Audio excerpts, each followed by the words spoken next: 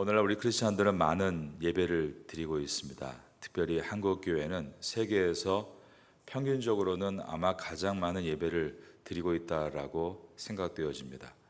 주일 예배를 비롯해서 새벽 예배와 수요 낮 예배, 금요 철야 예배, 어떤 교회들은 그 외에도 또 다른 열린 예배와 같은 여러 예배들을 드리고 있습니다. 한국을 방문하는 외국 교회 지도자들이 하나같이 한국 교회에 놀라는 것은 예배가 많다는 것에 있습니다. 사실 목회자가 아니더라도 한국 교회의 어지간한 성실한 성도들은 주일 예배 외에도 일주일에 두세 번 정도의 예배는 평균적으로 드리고 있다라고 할 수 있습니다. 그렇지만 이 많은 예배들이 과연 하나님 앞에 어떤 예배인가? 어찌 보면 우리는 예배의 홍수 속에서 진짜 성령의 감동이 있는 하늘의 예배를 놓치고 있는 것은 아닌가? A.W. 토저는 예배란 현대 복음주의의 잃어버린 보석이다라는 표현을 썼습니다. 예배를 드리긴 드리는데 진짜 예배를 찾아보기 어렵다라는 의미입니다. 우리가 어렸을 때 아이들과 교회 놀이를 한 기억들이 납니다. 한 아이는 목사님 역할로 종을 땡 칩니다. 어떤 아이는 근엄한 목소리로 장로님 기도를 흉내냅니다. 거룩하고 자비로우시며. 또 어떤 아이들은 랄랄랄라 성가대 흉내를 냅니다. 예배 놀이를 하는 것입니다. 그런데 오늘날 어찌 보면 예배 놀이같이 예배를 놀이하는 것 같이 하는 크리스찬들이 많은 것입니다. 우리는 몇 년만 교회 다니면 교회 문화에 익숙해집니다. 종교 의식에 익숙해지는 것입니다. 주일날 교회 와서 예배 때 언제 일어나고 눈 감고 또 손을 드는지 다 익숙합니다.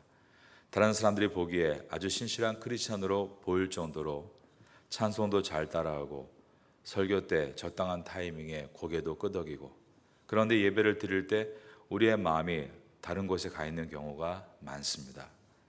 이 땅에 오직 주밖에 없네 라고 찬양하고 있으면서 다음 주에 내가 만나서 싸워야 할 사람들의 목록을 생각합니다. 나 무엇과도 주님을 바꾸지 않겠다라고 찬양하면서 밖에 내가 세워놓은 새 차를 누가 긁지 않는가 생각합니다. 설교를 들으면서 내일 직장에서 상대할 까다로운 바이어를 계속 생각하기도 합니다. 그러면서도 겉에 보이는 표정은 매우 경건해 보인다는 것입니다. 이것은 예배 놀이를 하고 있는 것입니다. 예배란 하나님께 몰입, 집중하는 것이죠. 나의 모든 생각과 마음과 정성을 온전히 그분께 쏟아드리는 것입니다. 그것은 예배를 받으시는 주님이 그만큼 귀하다는 것을 인정하기 때문입니다. worship, words, 가치라는 어근에서 나왔습니다. 진짜 예배는 예배드리는 대상의 가치를 제대로 알고 인정할 때 살아날 수 있습니다. 가치를 알면 몰입할 수 있습니다. 정말 가치를 깨달으면 졸지 않을 수 있습니다. 옛날에 3대 테너 여러분도 다 기억하시죠? 플라시도 도밍고, 루치아노 파바로티, 호세 카레라스. 로마 콜로세움에서 콘서트를 한 것은 지금까지 역사적인 순간이었습니다. 저는 영상으로 봤지만 그 당시 입장권이 1,000유로와 1,500유로, 오늘날 최소한 150만 원에서 200만 원에 달하는 가격의 표였습니다. 그 돈을 주고 보러 오는 사람이 있을까 생각하지만 이미 몇 달 전부터 완전히 예매가 된 상태였습니다. 그런데 그 티켓을 가지고 들어가는 콜로세움 광장의 자리를 영상으로 보면 간이의자 하나씩을 놓아두었습니다. 그 불편한 자리를, 그 비싼 돈을 지불하고 앉은 관객 중에 졸거나 딴청을 피우는 사람은 한 사람도 없습니다. 완전히 몰입하는 것입니다. 대가를 치르고 기다리고 준비해서 심지어 먼 외국에서부터 육로로 대륙을 횡단하거나 비행기로 날아온 사람들이 불편함을 무릅쓰고 그 작은 의자에 앉아 완전히 몰입하는 것입니다.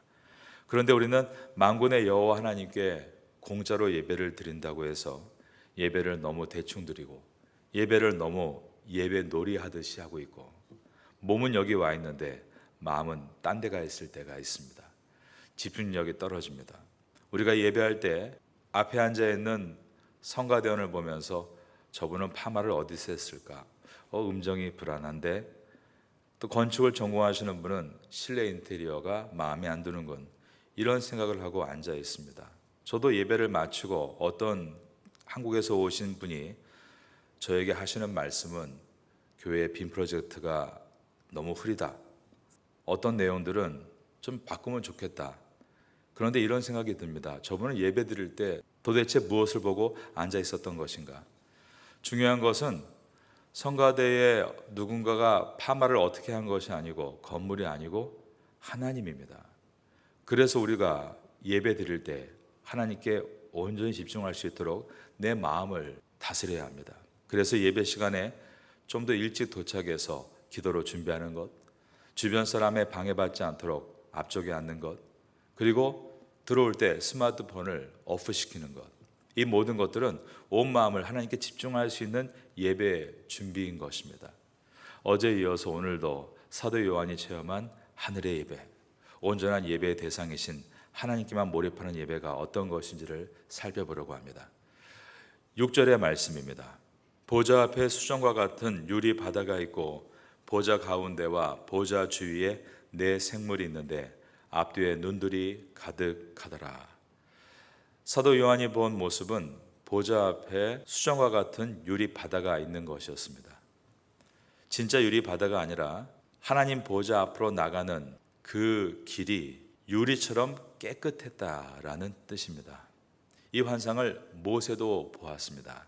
출애굽기 24장 9절과 10절을 읽어드립니다. 모세와 아론과 나답과 아비후와 이스라엘 장로 70인이 올라가서 이스라엘의 하나님을 보니 그 발 아래에는 청옥을 편 듯하고 하늘같이 청명하더라. 청명했다는 것은 하나님의 보좌로 나가는 그 앞이 깨끗했다라는 것입니다. 이것은 하나님의 거룩하심을 보여주고 있습니다.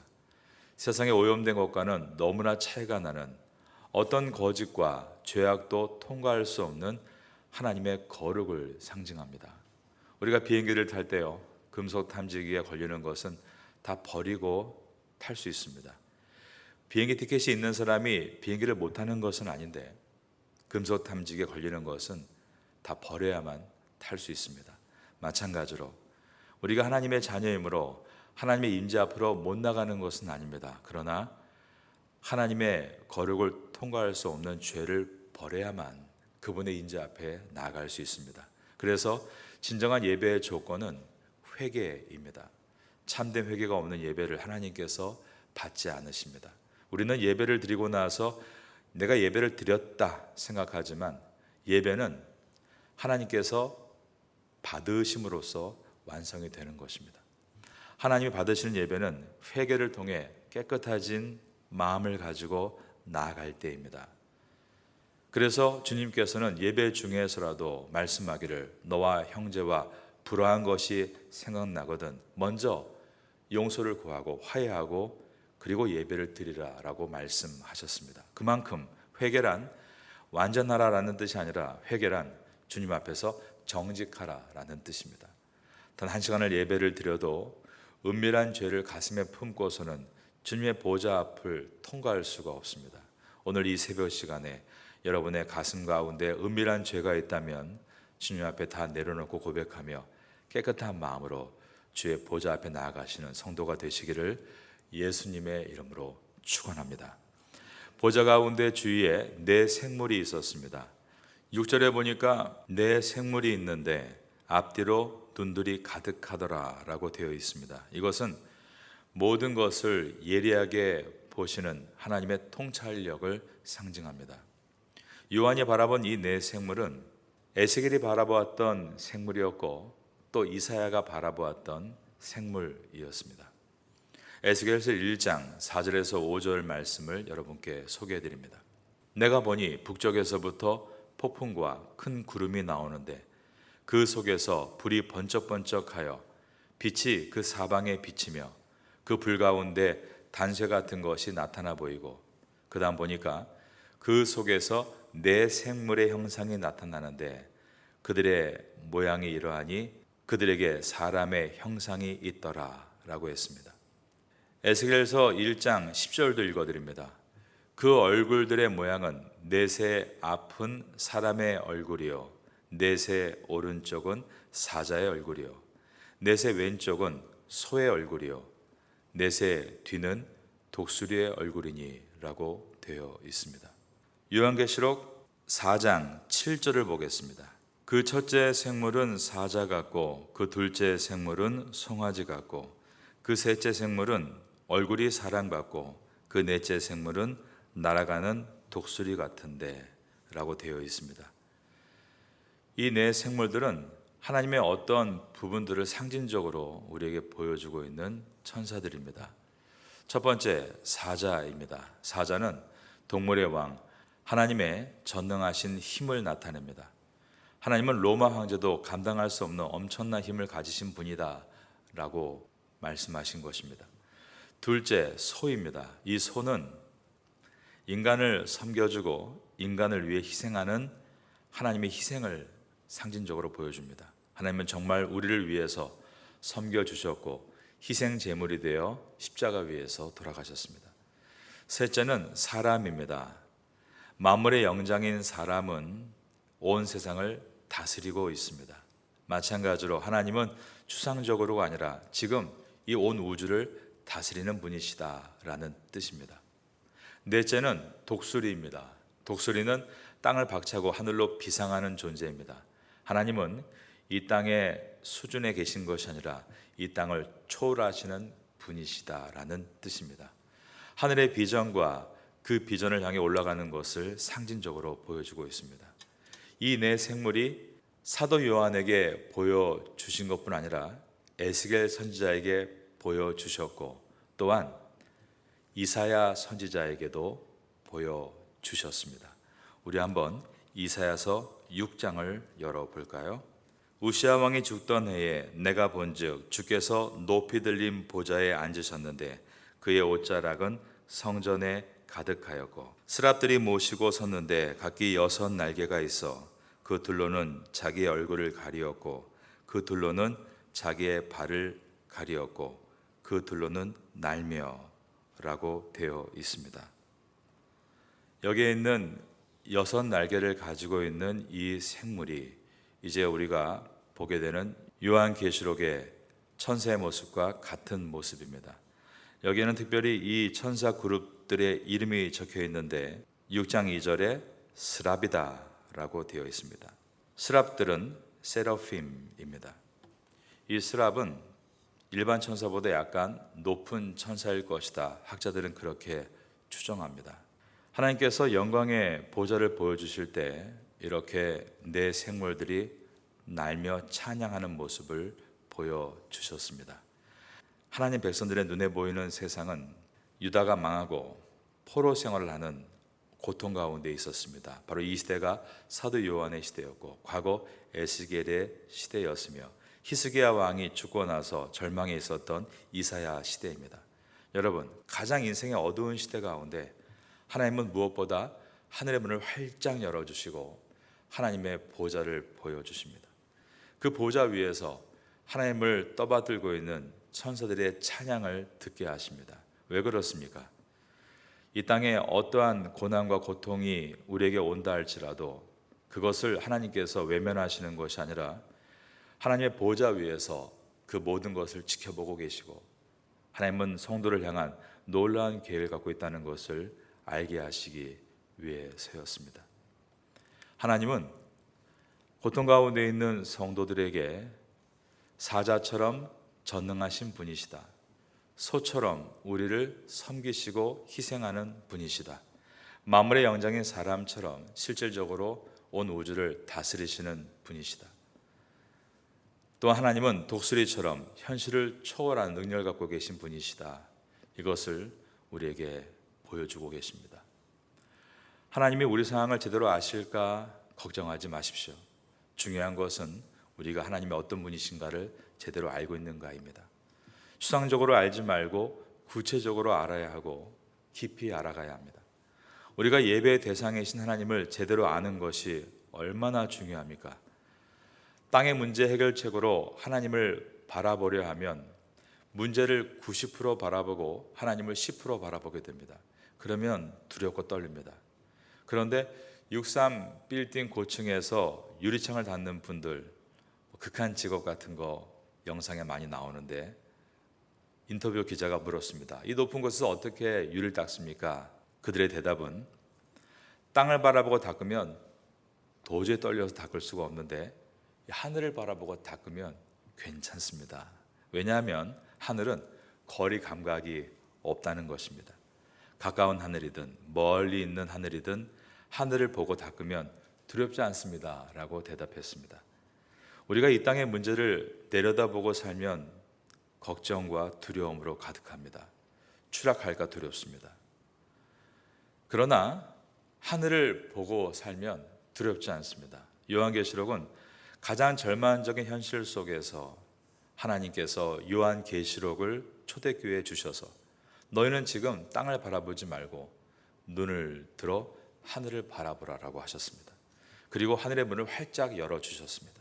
그리고 우리의 예배의 대상이신 하나님을 제대로 알라라고 말씀하셨습니다. 하나님은 어떤 분이십니까?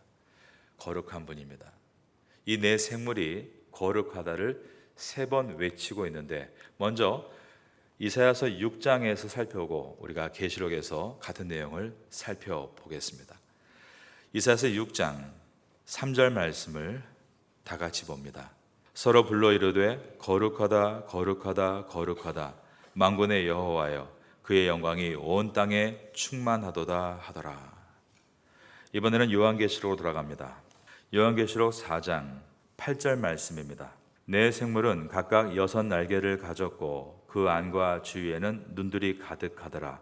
그들이 밤낮 쉬지 않고 이르기를 거룩하다 거룩하다 거룩하다 주 하나님 곧 전능하신 이여 전에도 계셨고 이제도 계시고 장차 오실 이시라 하고 네 생물이 거룩하다를 3번 외치고 있습니다. 이것은 히브리 문법상 최상의 찬사를 뜻합니다. 유리 바다를 이야기할 때 하나님의 거룩에 대해 말씀을 드렸습니다. 이 거룩은 우리와 차원이 다른 거룩입니다. 그 거룩을 가장 높은 최상의 찬사로 거룩하다 거룩하다 거룩하다라고 외쳤습니다. 둘째로 그분은 전능하신 분이시다라고 외치고 있습니다. 거룩하다 거룩하다 거룩하다 주 하나님 곧 전능하신 이요. 전능하다는 말이 신약 성경에 자주 나올 것처럼 보이지만 신약 성경에 딱 10번이 나오는데 그 중에 요한계시록에 9번이 나옵니다. 그만큼 계시록 시대의 사람들에게는 하나님의 전능하시다는 것이 매우 중요한 메시지였습니다. 왜냐하면 계시록 시대의 사람들은 로마 황제의 핍박 앞에 무척 고통 가운데 있었기 때문입니다.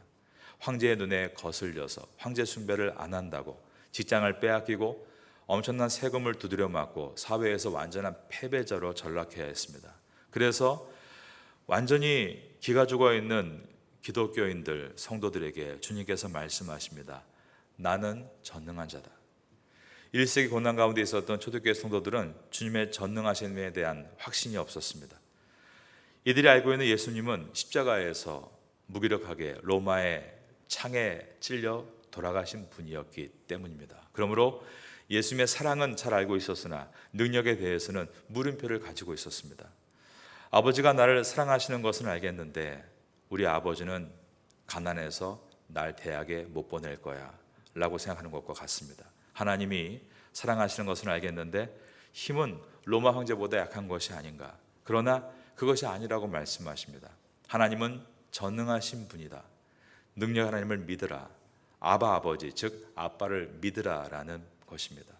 그분이 살아계시고 그분이 전능하신데도 이 백성이 고난을 당하고 있다면 그것은 이유가 있는 것이다.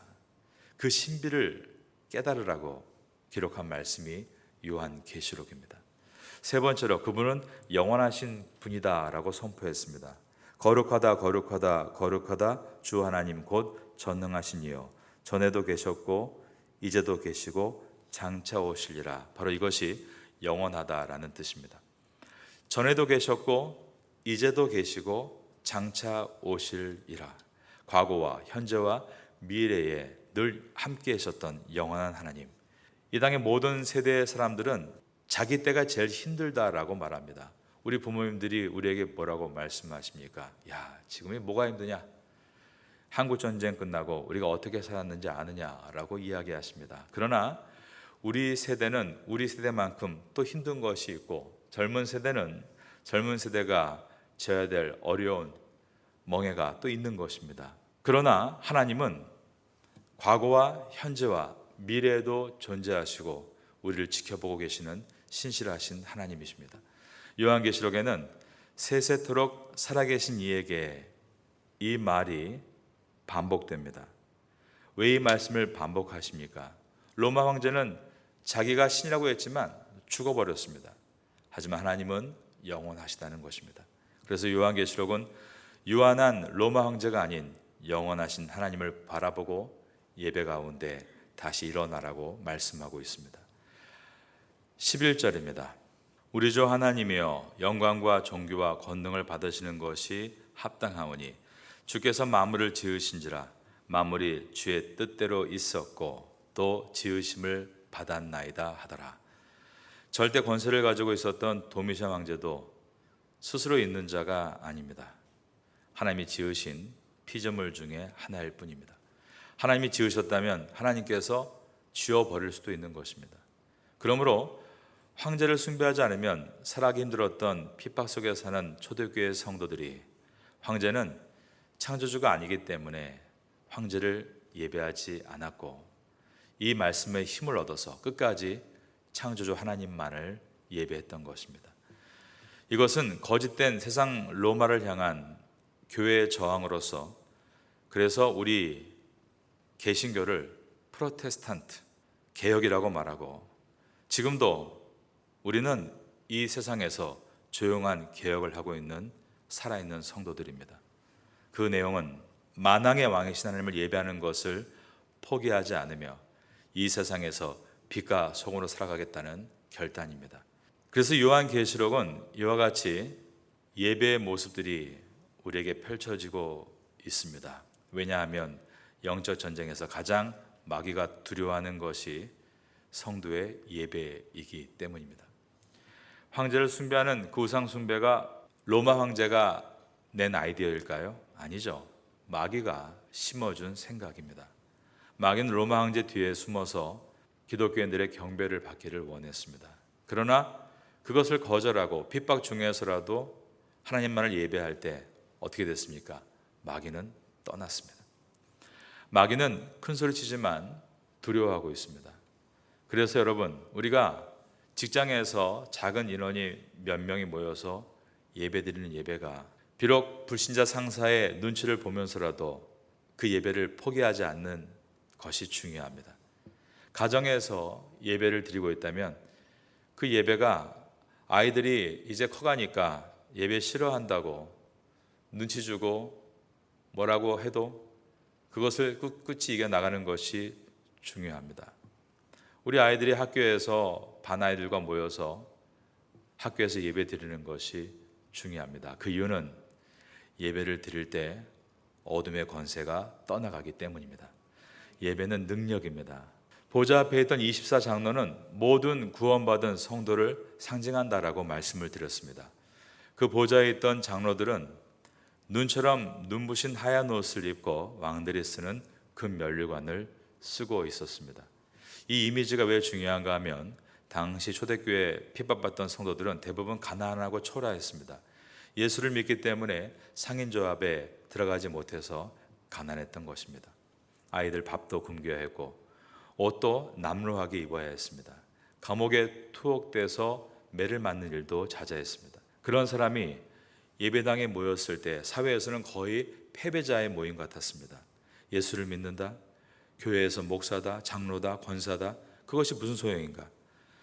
그 당시 사회는 그것이 너무나 비참해 보이고 불쌍해 보였던 시대인 것입니다. 그러므로 자존감이 낮았습니다. 그런데 그렇게 자존감이 낮아서 패배자 같은 마음을 갖고 있는 성도들에게 요한계시록은 너희가 하늘에 가서 이처럼 눈부신 옷을 입게 될 것이다. 왕들이 쓰는 면류관을 쓰게 될 것이다. 땅에서는 권력자 로마 황제를 예배하지 않아 이렇게 불쌍하게 취급받지만 지금 너희의 모습은 하늘에서는 결코 불쌍하지 않다. 하느님 나라에서 너희들은 예배자로서 찬란한 영광과 축복을 누리게 될 것이다. 요한계시록을 통해 이것은 또한 우리에게 주시는 말씀입니다. 참된 예배자는 어떤 자세를 가지고 살아야 하는가? 10절에서 참된 예배자의 자세를 엿볼 수 있습니다. 24 장로들이 보좌에 앉으신 이 앞에 엎드려 세세토록 살아계신 이에게 경배하고 자기의 관을 보좌 앞에 들이되. 24 장로들이 엎드려 경배하고 있습니다. 엎드린다는 것은 쉽게 말해 주님 앞에 완전히 내가 죽는다라는 뜻입니다. 항복하는 것이죠. 생사 여탈권을 완전히 그분께 드리는 것입니다. 나의 옛사람이 죽는 곳이 바로 예배의 자리입니다. 옛사람이 살아가지고는 온전한 예배로 들어갈 수가 없습니다. 나의 자존심과 교만과 분노와 더러움과 형제를 향한 미움과 섭섭함이 다 십자가 앞에서 죽어야 온전한 예배 속에 들어갈 수 있습니다. 예배는 재물이 있어야죠. 그런데 가장 중요한 재물은 나 자신입니다. 재물이 죽어야만 됩니다. 그런데 재물이 살아 펄떡펄떡 뛰어다니는 곳이 성전이 되어서는 안 됩니다. 나의 옛사람이 죽어야 진짜 예배가 됩니다. 엎드려 경배한다는 것은 옛사람이 죽는 것인 동시에 이제부터 새 사람인 나는 삶의 주도권을 하나님께 내어드린다라는 뜻입니다. 나를 하나님이 다스린다는 것입니다. 그러니까 진정한 예배의 사람은 예배한 후에 변화된 모습이 있어야 합니다. 아멘. 그 다음에 어떻게 하는가가 중요합니다. 그 다음의 모습이 그 사람이 방금 전에 예배를 어떻게 드렸는가를 입증하기 때문입니다. 사람을 대하는 것이 달라져야죠. 돈을 쓰는 것도 달라져야 합니다. 직장이나 사업에서 결정하는 것이 달라져야 합니다. 10절을 다시 보겠습니다. 24 장로들이 보좌에 앉으신 이 앞에 엎드려 세세토록 살아계시는 이에게 경배하고 자기의 관을 보좌 앞에 들이며 이르되. 자기의 관을 보좌 앞에 드렸다라고 되어 있습니다. 이 관은 영어 성경에 크라운, 왕관이라고 되어 있습니다. 그런데 왕관을 쓴 왕 같은 제사장들인 이 존귀한 사람들이 엎드려 경배하고 있고 그 겸손함을 가지고 또한 자기의 가장 보배로운 왕관을 주님 보좌 앞에 드리고 있습니다. 이것은 자신의 가장 귀한 것을 드린다라는 뜻입니다. 자신이 쌓은 보리떡 5개, 물고기 2마리, 오병이어를 주님께 가지고 나온 어린 소년의 모습이, 그리고 값비싼 향유옥합을 깨뜨려 예수님 발에 부은 마리아의 모습이 주님의 나라에서는 너무나 자연스러운 일이 될 것이다 라는 말씀입니다. 우리가 두려워서 걱정돼서 주님께 드리지를 못합니다. 그런 연약함 주님도 아시리라 생각합니다. 그러나 주님은 우리를 그렇게 아시지만 그럼에도 불구하고 우리를 옳은 길로 인도하시기 위해서 이처럼 자신의 값진 것을 내어드리는 하늘의 예배를 우리에게 보여주고 계십니다. 우리가 이 땅에서 드리지 못하면서 주님의 나라에서 드릴 수 있을까요? 이 땅에서 드림의 기쁨, 드림의 축복을 경험하지 않고서 어떻게 주님의 나라에서 성경에 보여주는 이와 같은 아름다운 예배를 드릴 수 있겠습니까? 지금은 드리지 않고 영원한 주님의 나라에서 그때 가서 내가 드리겠다가 아니라 잠깐 지나가는 이 땅에서의 짧은 시간 속에서 내가 정성을 다해 하나님께 드리겠다는 아름다운 결단을 하고 주님께 나아가라고 우리에게 주시는 말씀입니다. 주님의 나라에 가서 드리겠다, 미래로 미루는 것이 아니라 지금 나의 삶에서 드리겠습니다 라는 기도, 바로 그것이 예수님께서 가르쳐주신 주기도문입니다. 나라가 임하시오며 뜻이 하늘에서 이룬 것 같이 땅에서도 이루어지이다. 하나님의 나라를 내일로 미래로 미루는 것이 아니라 지금 하나님의 나라가 내 삶에 임하도록 헌신하고 나가겠다는 뜻인 것입니다. 그럴 때 이 땅에서도 하나님의 나라가 내 가족에게 또 내 자신에게 우리 교회에게 임하게 될 것입니다. 하늘의 예배를 배워가고 이 예배를 경험하는 성도가 될 수 있기를 예수님의 이름으로 축원합니다.